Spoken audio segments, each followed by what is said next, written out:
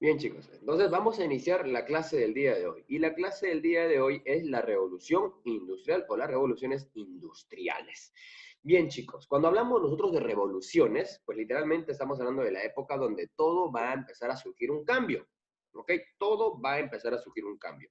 Uno de los primeros cambios más abruptos que se pudo conocer en la historia de la humanidad es en el Neolítico, o también denominada la revolución neolítica. Vamos a hacer un esquema, una forma de resumen, ¿ya? En la prehistoria, si tú recuerdas, vamos a hacer un remember, en la prehistoria, recordemos que el hombre normalmente era nómada. ¿Qué es nómada? Que el hombre andaba de lugar en lugar consumiendo todo lo que su geografía le daba, todo lo que el medio ambiente le daba. El hombre de la prehistoria, del paleolítico, no cultivaba, sino consumía. El hombre del paleolítico no cuidaba su medio ambiente, sino más bien lo desfiguraba, ¿ok? No domesticaba animales, ¿ya? El hombre del paleolítico no domesticaba animales. Entonces, el hombre del paleolítico consumía los recursos, literalmente, ¿ok? Cuando llegamos al neolítico, ya va a surgir un cambio, ¿ok? ¿Y cuál es ese cambio? El cambio es que literalmente el hombre deja de ser nómada, deja de andar de lugar en lugar para establecerse en un determinado lugar.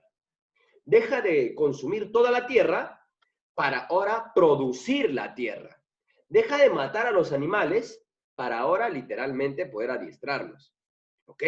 Entonces, ya vemos un gran cambio. Eso se llama una revolución. Antes el hombre no tenía ciudades. Ahora en la revolución neolítica empezaron a establecerse las ciudades. Antes el hombre del neolítico no trabajaba mucho la metalurgia. Ahora el hombre trabaja la metalurgia. Entonces, nos vamos dando cuenta que a eso le llamamos una revolución. Ese fue el primer cambio que el hombre empezó a experimentar. A ese primer cambio se le llama revolución neolítica. Ahora, más o menos a mediados del siglo XVIII, ya hemos estudiado un poco la era napoleónica, la Revolución Francesa, hemos visto que literalmente los monarcas ya estaban poco a poco saliendo del orden político. Entramos con Napoleón, donde literalmente Napoleón pues va a sacar una monarquía para él establecer un imperialismo. Ya sabemos que Napoleón también tuvo su fin, ¿ya? Napoleón marcó su fin, Francia empieza a renovarse, pero hoy no vamos a hablar de Francia, hoy vamos a hablar de un país en común, hoy vamos a hablar de Inglaterra. Para entender las revoluciones industriales, tenemos que entender que literalmente las revoluciones industriales van a tomar su mayor fuerza, se podría decir así, ¿ya? Entre el año 1760 al año 1850, donde se va a dar la primera revolución industrial. Luego surge una segunda revolución industrial del año 1850 al año 1915 en Europa continental y parte de Estados Unidos. ¿Ok? Entonces, literalmente vamos a darnos cuenta que la revolución industrial va a llevar un cambio a la sociedad. ¿Ok? Un cambio a la forma de vida. Recordemos que en la Edad Media no había mucho avance tecnológico. Incluso en las revoluciones, en todo el complejo de las revoluciones democráticas y políticas, nos vamos a dar cuenta que la ciencia todavía está un poco estancada. ¿Ok? Ahora, en el mundo existen tres tipos de revoluciones, chicos. ¿Ya? Aquí lo vemos. La primera revolución en Inglaterra, pues ahí se suma esto Francia, Bélgica y Alemania. ¿Qué se cambió? La forma de la textilería, perdón, y la siderurgia. ¿Cuál fue la fuente de energía de común que tuvo literalmente esta primera revolución? El carbón. ¿Y qué se inventó? Porque el hombre ya estaba buscando revolucionar esto, las máquinas a vapor y el ferrocarril. Ya vamos a ver un poquito más. Para la segunda revolución, que se da en Europa continental y en Estados Unidos y en partes del mundo, ya se va a mejorar la metalurgia, empieza a entrar la mecánica y el uso de la química. Ya la materia prima ya no va a ser el carbón, sino ahora es el petróleo. Y con esto va a llevar pues a la creación de los primeros automóviles, de los teléfonos, de la radio, y pues por primera vez va a entrar el punto de la televisión. Mira qué interesante cómo el hombre va empezando a innovar y a mejorar.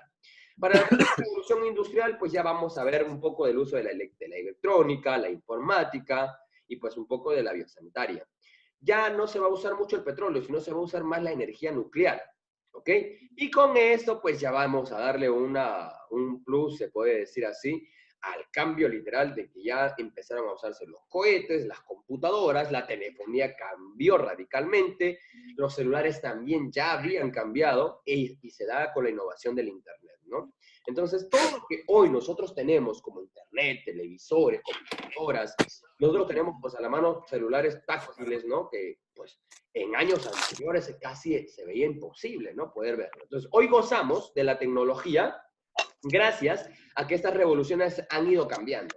Pero estas revoluciones no solamente han cambiado a nivel social, sino que también ha cambiado un poco el sentido laboral, que aquí también vamos a entrar a conocer un poco.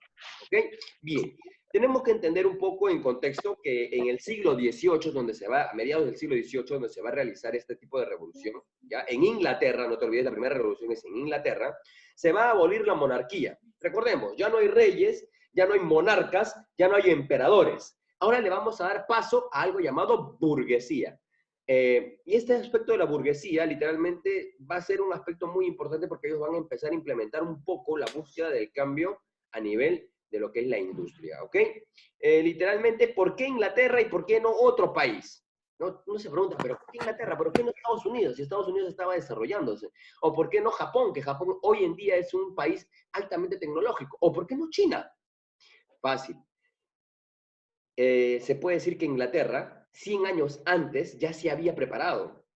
Mientras los demás países recién estaban surgiendo poco a poco, recordemos que a mediados del siglo XVIII, las 13 colonias norteamericanas recién adquirían su independencia, ciertos sectores de otros países recién estaban cambiando su modelo político. En Inglaterra ya había un cambio político, ¿ok?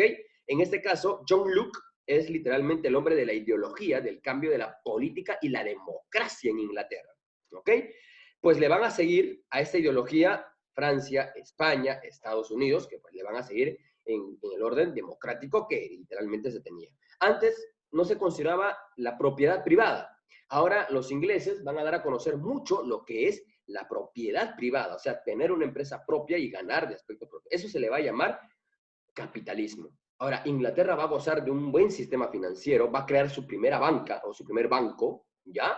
Van a formar una buena, no había inflación económica, entonces Inglaterra estaba creciendo absorbitantemente más que otros países, ¿ok?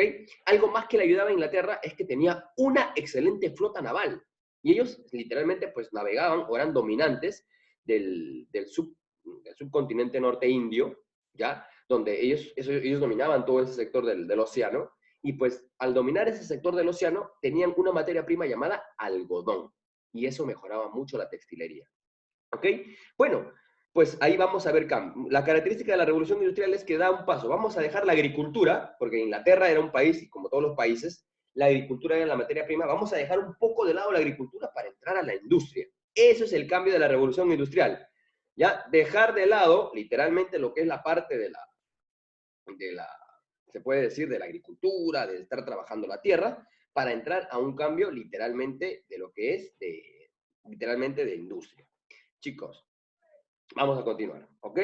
Para este punto se puede decir que también cuando ya se hace este cambio, ya se van a empezar a crear pues el proletariado o la mano de obra, ¿ok? Las personas empezaron a darse cuenta que era necesario, ya era necesario la fuerza, la mano de obra. Entonces la gente, de escasos recursos, empezaron a ir a trabajar para la burguesía, que era dominante de la industria, ¿no? Pero los trabajadores pues tenían literalmente, se puede decir, muchas horas de trabajo, no tenían presupuestos más o menos como para su sistema de salud. Entonces, pues a pesar de todo eso, iban avanzando, ¿ok? Iban avanzando poco a poco. Entonces, la revolución industrial tiene características, ¿ok? Por ejemplo, el carbón, el algodón y el hierro, que eran normalmente más usados para ese tiempo. Y gracias a todo esto, las ciudades se empezaron a hacer más importantes, ¿ok? Empezaron a desarrollarse mucho más. Ahora, para esto también la revolución dio muchos sectores, muchos cambios, ¿ok? Ahora, la revolución industrial también va a ayudar mucho a la demografía, ya que en este caso Edward Jenner va a crear la primera vacuna contra la viruela. La enfermedad de la viruela era muy peligrosa, entonces se va a crear esta vacuna y la población va a crecer absorbitantemente. En un siglo, Inglaterra triplicó su población. Entonces, antes en Inglaterra se vivía máximo hasta los 35 años. Ahora se podía vivir hasta los 50 años, literalmente, ¿ok?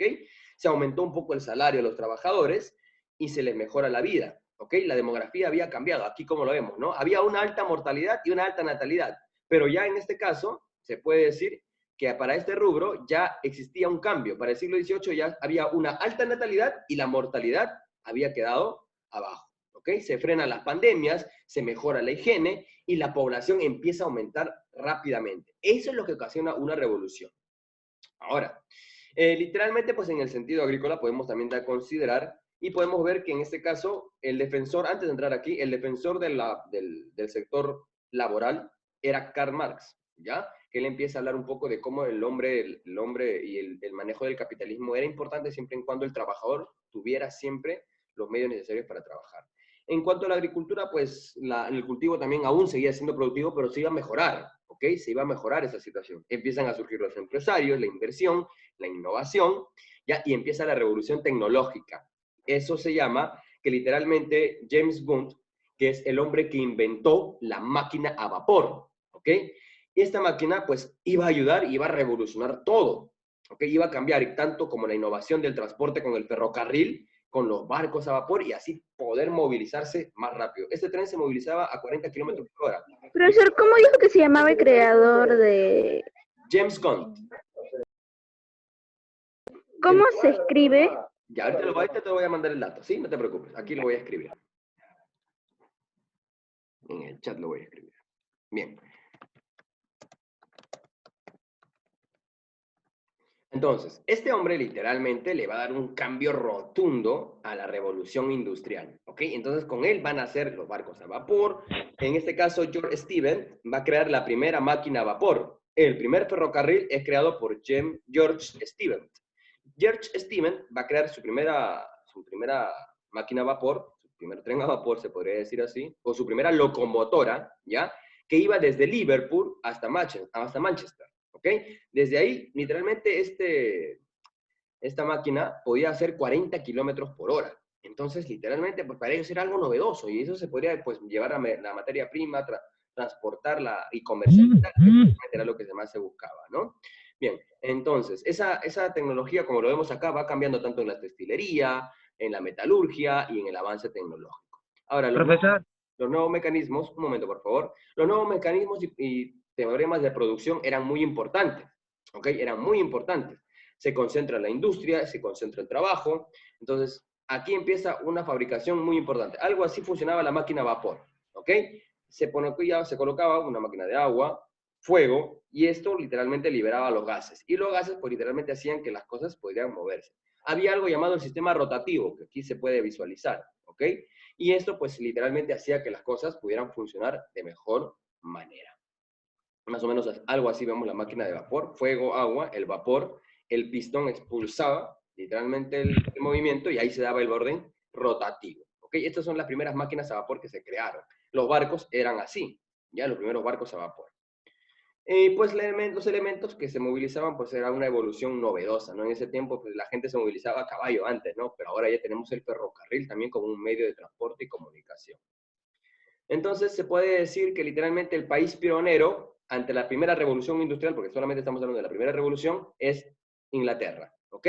El aumento de la productividad, la población crece, una nueva población, en este caso recuerda que la burguesía va a crecer, ya la mano de obra, y pues se da sobre todo en el algodón y la siderurgia, que literalmente es un cambio rotundo en esta situación, ¿ok? Empieza a surgir el capitalismo, ya, el capitalismo y las bases económicas ante esta gran situación de la renovación e innovación en la industria. Entonces, chicos, eso ha sido la clase del día de hoy de la primera revolución o del primer punto, del primer aspecto de cómo la sociedad empieza a cambiar. Eso de aquí no se queda con Inglaterra, eso se va a poder expandir por Europa y también por América. Muy bien, chicos, espero que les haya gustado la clase.